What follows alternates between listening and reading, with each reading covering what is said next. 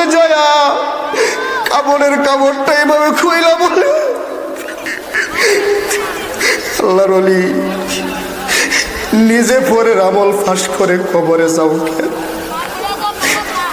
যে পরের আমল ফাঁস করে কবরে যাও, আবার জীবনে কোনোদিন আমি তাহাজ্জুদ মিস করি নাই, তুমি ফাঁস করলা কেন? এই যে তোমার কারণে আমার গোপন আমলগুলো আজকে ফাঁস হয়ে গেল, কিন্তু আমি যদি তোমার জানাজার নামাজ না পড়াই, তোমারে বিনা জানাজায় তোমারে খবরে রাখে, তোমার জানাজার স্বার্থে আমি আমার জীবনের সমস্ত গোপন আমলগুলো আজকে আমি ফাঁস করে দিলাম। আমি কোনোদিন তাকবীরে ওয়ালা ছাড়ি নাই, আমি কোনোদিন তাহাজ্জুদের নামাজ মিস করি নাই, আমি কোনোদিন চোখ দ্বারা পরনারী দেখা গুনাহ করি নাই, আল্লাহু আকবার, গুনাহ করি নাই। আমি কোনোদিন আসরের নামাজের সুন্নতটাও মিস করি নাই, কোনোদিন আমি মিস করি নাই। এই জন্য তোমার জানাজার স্বার্থে আমি আমার জীবনের সমস্ত গোপন আমল পাশ করিয়া তোমার জানাজার ইমামতি করার জন্যে আমি দিল্লির বাদশাহ, দিল্লির শাসক, দিল্লির রাজা সুলতান শামসুদ্দিন আলতামাস তোমার জানাজার ইমাম হইয়া দাঁড়ায়া গেলাম। আরো আওয়াজ করে জোরে বলেন সুবহানাল্লাহ। মুসলিম মিল্লাতের শাসকদের ইতিহাস, কথা ঠিক কিনা জোরে কর? শাসকদের ইতিহাস, যাদের আসর মিস হইত না, তাহাজ্জুদ মিস হইত না, পরনারী দেখা গুনাহ করত না। আর এখনকার শাসকেরা নর্তকে নিয়া স্টেজে পর্যন্ত যুবতী যুবতী মহিলা নিয়া নাচার ইতিহাস আছে না নাই? জোরে বলেন আছে না নাই? যদি দেশ চালাইতে চাও যারা চলে গেছে, কারণ জালেমকে আল্লাহ পাক দেখতে পারে না, জালেমের পরিণতি অনেক খারাপ, অনেক খারাপ হয়, কথা ঠিক কিনা? অনেক খারাপ হয়। ইতিহাস শুনবা তোমরা ইতিহাস শুনবা। ওই যে দেখো দিল্লির বাজারে, ভারতের দিল্লিতে একটা মিনার আছে, কুতুব মিনার। কি মিনার বাবা? কুতুব মিনার। মুসলিম মিল্লাতের যারা শাসক হতে চাও, যারা চলে গেছে এদের কাছে শিক্ষা নাও, আর কেমনে চলবে সামনে এগুলা শিখো, ঠিক কিনা? এগুলা শিখো। কুতুব মিনার, সেই কুতুব মিনার এমনি হয় নাই, খাজা কুতুবউদ্দিন বখতিয়ার কাকি এক জবরদস্ত এক আল্লাহর ওলির নামে সেই মিনার তৈরি হয়েছে। সুবহানাল্লাহ কইতেন না? কুতুব মিনার। সেই বুজুর্গ ইন্তেকালের আগে খাদেম রে বলে গেছে, খাদেম আমি মরে গেলে আমার জানাজার নামাজ যে মন চায় পড়াইতে পারবে না, আমার বংশগত কারণে জানাজার নামাজ হবে না, জমানার শ্রেষ্ঠ বহুত বড় আলেম জানাজার নামাজ হবে না, আমার পড়াইতে পারবে না। আমার জানাজার নামাজ যে পড়াইবে তার মধ্যে 4টা গুণ লাগবে। কয়টা? 4টা গুণ। খাদেমকে বলে, খাদেম আমার জানাজার নামাজ যে পড়াইবে তার মধ্যে 4টা গুণ লাগবে। 1 নাম্বার, যার জীবনে কোনো দিন তাকবীরে ওলা ছুটে নাই, জামাত তো ছুটে নাই, ইমাম সাহেব যে আল্লাহু আকবার প্রথমটা বলে এটাও ছুটে নাই।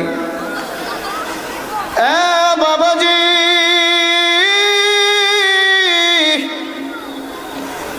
দিলের কান দিয়া কথাগুলো শোন, মনের কান দিয়া শোনো, শুনিয়া তৈয়া যায়। খাজা কুতুবউদ্দিন বলে আমার জানাজার নামাজ যে পড়াইবে তার মধ্যে 4টা গুণ লাগবে। 1 নাম্বার, যার জীবনে কোনো দিন তাকবীরে ওলা ছুটে নাই, যার জীবনে কোনো দিন তাহাজ্জুদের নামাজ মিস হয় নাই, যার জীবনে কোনো দিন চোখ দ্বারা পরনারী দেখা গুনাহ করে নাই, যার জীবনে কোনোদিন আসরের নামাজের সুন্নতটাও কোনোদিন কাজা হয় না। সুবহানাল্লাহ। এমন 4 গুণওয়ালা মানুষ যদি থাকে তাহলে জানাজা পড়াইতে দিবি, আর এমন 4 গুণওয়ালা মানুষ না থাকলে বিনা জানাজায় আমার লাশটা কবরে রেখে দিবি। আল্লাহু আকবার। আজীব এক ইতিহাস। খাজা কুতুবউদ্দিন বখতিয়ার কাকির ইন্তেকাল হয়ে গেছে। ওনার ইন্তেকালের কথা শুইনা লক্ষ লক্ষ মানুষের সমাগম, হাজার হাজার আলেমদের সমাগম হয়েছে। আলেমরা সামনের কাতারে দাঁড়াইছে। বাবারে, জীবনে কি আমল করছো না করছো খেয়াল করে কথা বলে শুনিয়া যাও। আলেমরা সামনের কাতারে দাঁড়াইছে। পৃথিবীর ইতিহাসের ভিতরে এক আজীব ইতিহাস শোনা যায়। নিজের জীবনের ভিতরে ফিট করবা, ইনশাআল্লাহ ফিট করবা। খাজার ইন্তেকাল হয়ে গেল, লক্ষ লক্ষ মানুষের সমাগম, হাজার হাজার আলেমদের সমাগম হয়েছে। আলেমরা সামনের কাতারে দাঁড়াইছে। আলেমরা সামনের কাতারে দাঁড়াইছে। এতগুলা মানুষ জমা হয়ে গেছে। জানাজার নামাজের সময় হয়ে যাবে যাবে যাবে যাবে এমন সময় খাদেম সামনে যায় বলেন, শুনেন, হুজুর বলে গেছেন, হুজুরের জানাজার নামাজ যে মন চায় সে পড়াইতে পারবে না। যার মধ্যে 4টা গুণ লাগবে সে হুজুরের জানাজার নামাজ পড়াইবে। যার জীবনে কোনো দিন তাকবীরে ওলা ছুটে নাই, যার জীবনে কোনো দিন তাহাজ্জুদের নামাজ মিস হয় নাই, যার জীবনে কোনো দিন চোখ দ্বারা পরনারী দেখা গুনাহ করে নাই, যার জীবনে কোনো দিন আসরের নামাজের সুন্নতটাও মিস হয় নাই, এমন 4 গুণওয়ালা মানুষ যদি থাকেন জানাজার নামাজ পড়াইতে আসেন। এমন 4 গুণওয়ালা মানুষ যদি না থাকে বিনা জানাজায় লাশটা কবরে রেখে দিতে বলেছেন। লক্ষ লক্ষ মানুষের সামনে যখন, হাজার হাজার আলেমের সামনে যখন গুণগুলা বলে দিল, আলেমদের মাথাগুলা নত হইয়া গেল।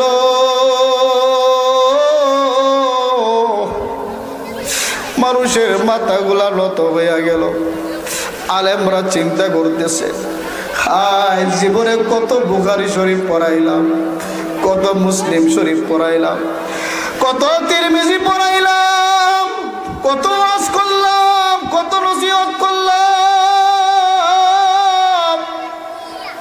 কত বয়ান করলাম, কত তিরমিজি বুখারী বড় বড় কিতাব পড়াইলাম, কিন্তু খাজা কুতুবউদ্দিনের জানাজার নামাজ পড়াইবার উপযুক্ত হইলাম না। আল্লাহর রুল পড়ে গেছে,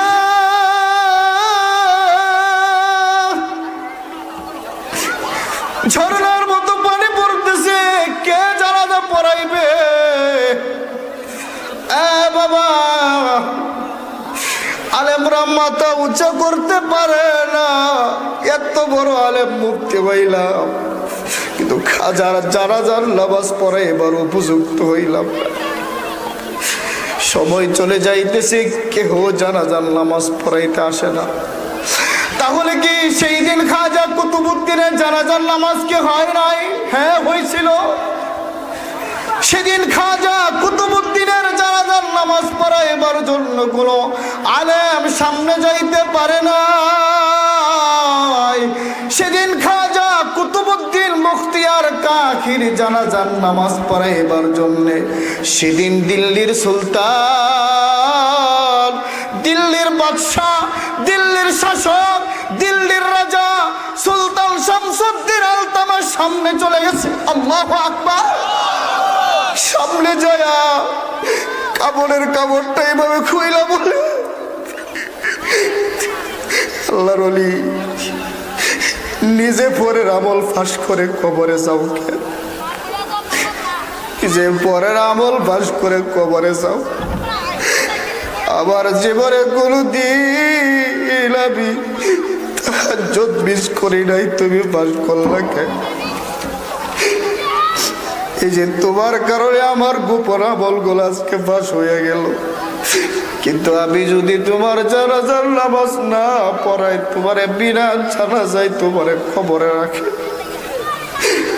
তোমার জানাজার স্বার্থে আমি আমার জীবনের সমস্ত গোপন আমলগুলো আজকে আমি পাশ করে দিলাম। আমি কোনোদিন তাকবীর ওয়ালা সারি নাই, আমি কোনোদিন তাহাজ্জুদের নামাজ মিস করি নাই, আমি কোনোদিন চোখ দ্বারা পরনারী দেখা গুনাহ করি নাই, আল্লাহু আকবার, গুনাহ করি নাই। আমি কোনোদিন আসরের নামাজের সুন্নতটাও মিস করি নাই, কোনোদিন আমি মিস করি নাই। এই জন্য তোমার জানাজার স্বার্থে আমি আমার জীবনের সমস্ত গোপন আমল পাশ করিয়া তোমার জানাজার ইমামতি করার জন্যে আমি দিল্লির বাদশাহ, দিল্লির শাসক, দিল্লির রাজা সুলতান শামসুদ্দিন আলতামাস তোমার জানাজার ইমাম হইয়া দাঁড়ায়া গেলাম। আরো আওয়াজ করে জোরে বলেন সুবহানাল্লাহ। মুসলিম মিল্লাতের শাসকদের ইতিহাস, কথা ঠিক কিনা জোরে কর? শাসকদের ইতিহাস, যাদের আসর মিস হইত না, তাহাজ্জুদ মিস হইত না, পরনারী দেখা গুনাহ করত না। আর এখনকার শাসকেরা নর্তকে নিয়া স্টেজে পর্যন্ত যুবতী যুবতী মহিলা নিয়া নাচার ইতিহাস আছে না নাই? জোরে বলেন আছে না নাই? যতদিন পর্যন্ত এগুলা থাকবে ততদিন পর্যন্ত শান্তি হবে না, ততদিন পর্যন্ত শান্তি আসতে পারে না, পারে না, পারে না, কথা ঠিক কিনা? কোন জালেমের ট্রাই হবে না।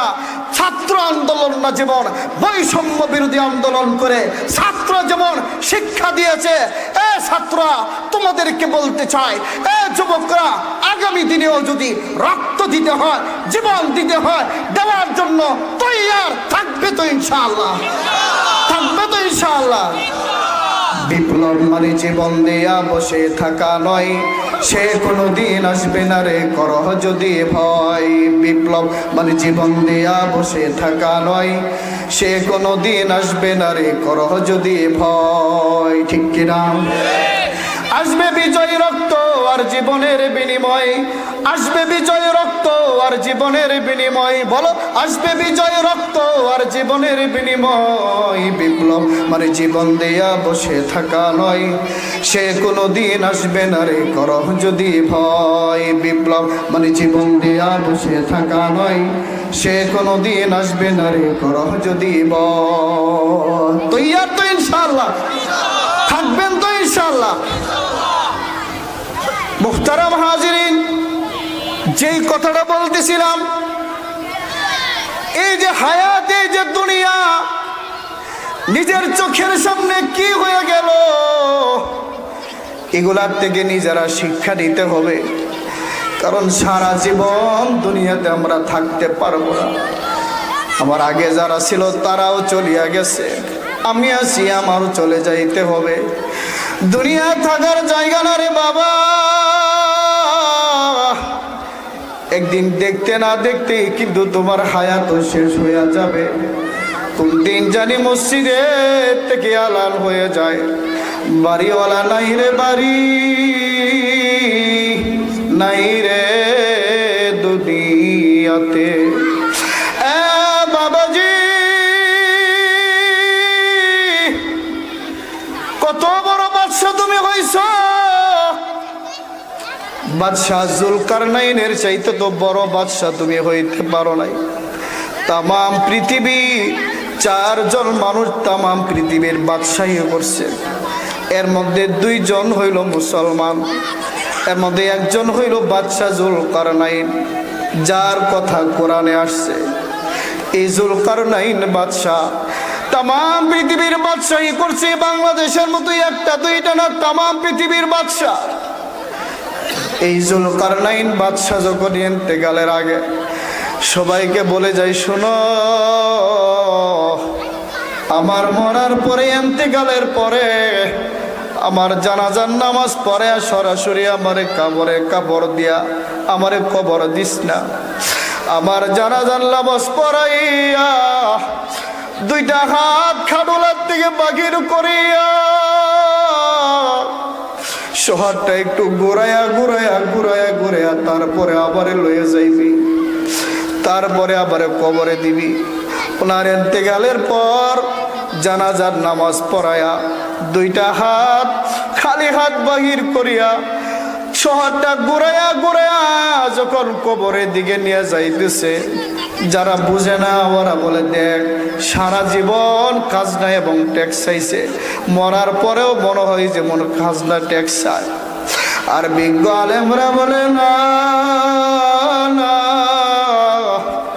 বাদশা জুলকারনাইন এই কথা বোঝায় নাই। বাদশা জুলকারনাইন দুইটা হাত বাইর করিয়া তামাম পৃথিবীর মানুষদেরকে বুঝাইতে চান, ও তামাম পৃথিবীর মানুষ,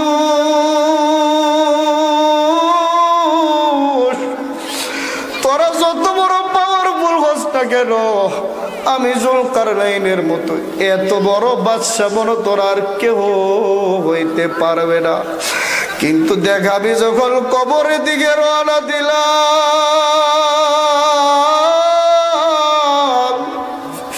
একেবারে দুইটা খালি হাত নিয়ে রওনা করলাম, আর কোনো কিছু আমি দিতে পারলাম না। এই বাবা, বাদশা জুলকারনাইন যদি বুঝতে পারে, তুমি আর আমি কেন এই বুঝি না? জুলকারনাইন বাদশা বিশ্ব রাজত্ব করার পরও হাত বাহির করিয়া এই বুঝতেছে, তুমি আর আমি কেন পারি না। এজন্যই এমন জীবন তুমি করো রে গঠন, মরিলে হাসবে তুমি, কাঁদিবে ভুবন। জীবনটা এমন ভাবে করো, তোমার ইন্তেকালের কথা শুই না মানুষ কাঁদবে, হা এই মানুষটা চলে গেল, মানুষ জোর জোর করে কাঁদবে। হাদিসে আছে, ভালো মানুষগুলো যখন দুনিয়ার থেকে চলে যায়, আসমান কান্দে, জমিন কান্দে, একটা গাছ পর্যন্ত কান্দে, বাবারে কেমন জীবন তুমি গঠন করছো। আর যখন ভালো মানুষগুলা চলিয়া যায়, তখন বাস কান্দে, গাছ কান্দে, জমিন কান্দে, আসমান কান্দে। আর যখন খারাপ মানুষ চলিয়া যায়, তখন মানুষ বলে, হে মরে গেছে গা, ভালো হয়েছে, ওর যারা আর ভাল লাগে না। আসে না না এমন মানুষ? এমন জীবন তুমি কেন করবা বাবা? এমন একটা সুন্দর জীবন তুমি করো। ও নৌজওয়ান বাবারা, ও বুড়া বাবারা, ও ঘরের পর্দার আড়ালে মা বোনেরা, এমন জীবন তুমি করো রে গঠন, মরিলে হাসিবে তুমি, কাঁদিবে ভুবন। এই জন্য আল্লাহ তাআলার কাছে সবসময় দোয়া করা, আল্লাহ ও গো আল্লাহ, ক্ষমা করে দাও, মাফ করে দাও। বলুন আল্লাহ ও গো আল্লাহ, ক্ষমা করে দাও। যত দিনে জীবন বিনা বাজবে, সুপথে চালাও, মাফ করে দাও। সুপথে চালাও, মাফ করে দাও। আল্লাহ